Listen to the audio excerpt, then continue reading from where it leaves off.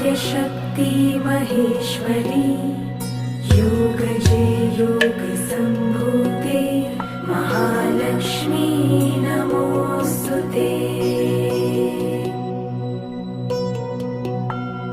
स्थूलसूक्ष्म महारौद्रे महाशक्ति महोदरे महापापहरे देवी महालक्ष्मी नमोऽस्तुते।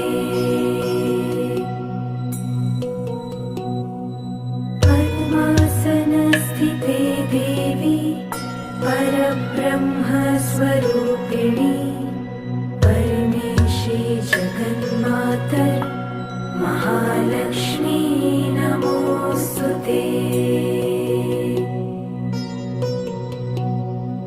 श्वेताम्बरधरे देवी नानालङ्कारभूषिते जगत्स्थिते जगन्मातर महालक्ष्मी नमोऽस्तुते।